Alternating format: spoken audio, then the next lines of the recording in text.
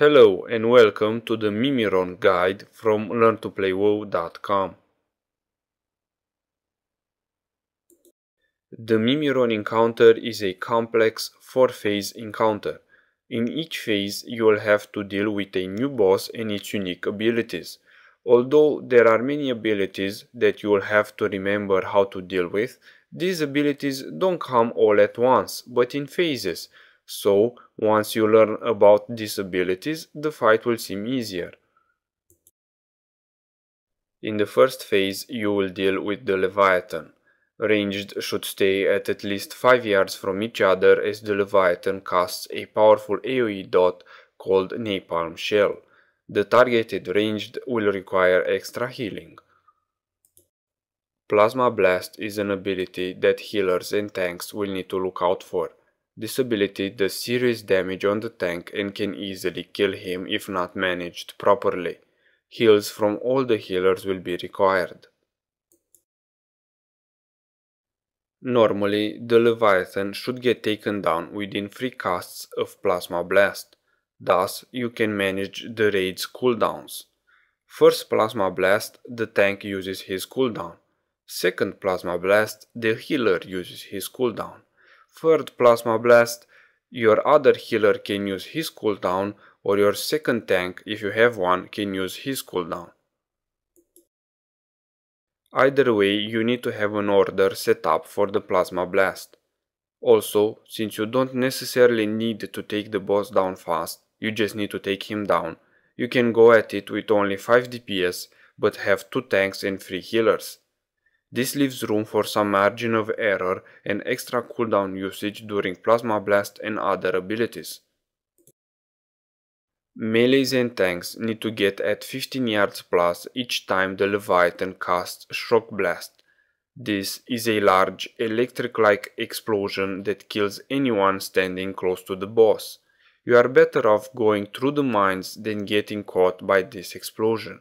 Ideally, melees should look for an escape path between the mines so that when the shock blast comes, they have a way out. Okay, that was just phase 1. You'll have a bit of time to prepare before phase 2 begins and the new boss, the anti-personnel assault cannon, shows up. You can use this time to resurrect, rebuff and gain some mana.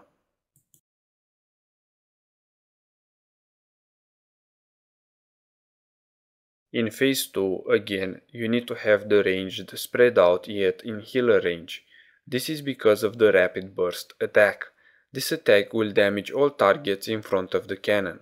Also, melees need to always stay at the back of the boss to avoid damage coming from this attack. Optionally, you can split your ranged into 2 groups, with a healer assigned to each group and the third healer taking care of the melees.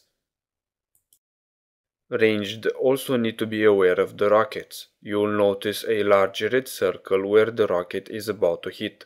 Move out of it quickly or you will die.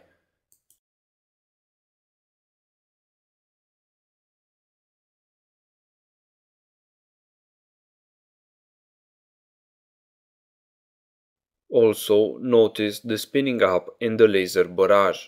The spinning up is a 5-second cast which basically gives you 5 seconds to get out of the way of the laser barrage. You must make sure that you move out of the laser barrage path and also that it doesn't catch up with you. At this point, any ranged that is almost getting caught can move a bit closer to the boss to be able to outrun it.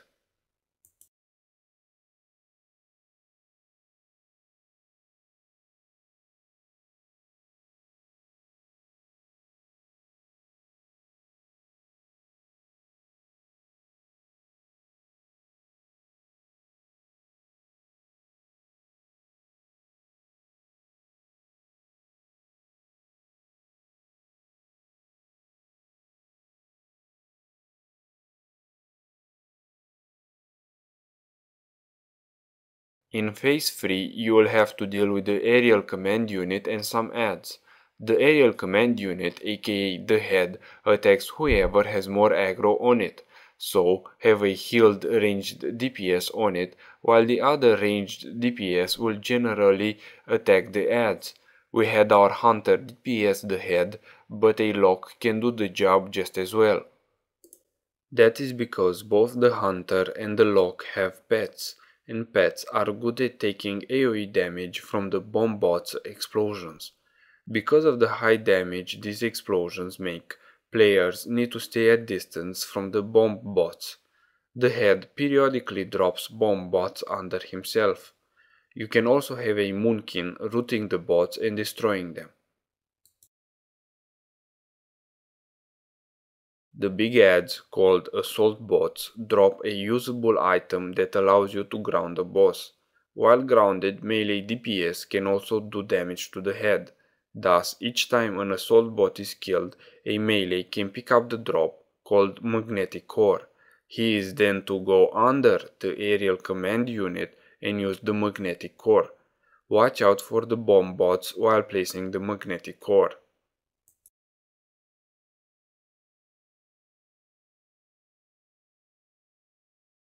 Alternatively, in this phase, you can simply have all ranged nuking the head, have all melees on the ads. If too few ads are around and the melees have nothing to do, then you can bring down the head and DPS it.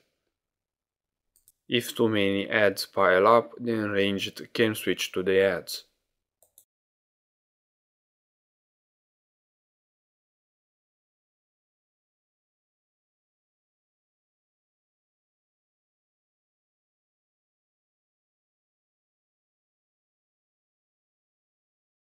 Phase 4 is the last phase of this battle. It combines together all the previous bosses into one. However, the bosses lose some of their abilities. The three parts need to go down at approximately the same time. Thus, you can have melees cleaving on the bottom and middle parts while ranged attack the head. The tank should tank the lower part.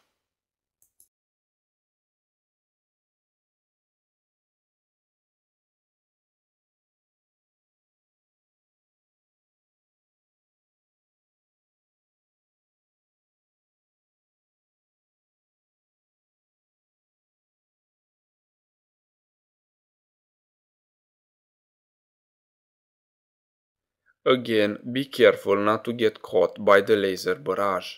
A good way of doing this is to either have the middle part focused and watch the cast, or always stay behind the middle part if you are a melee.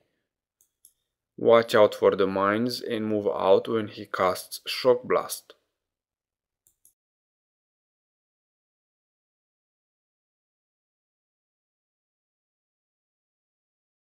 This has been a guide from learntoplaywo.com. Thanks for watching.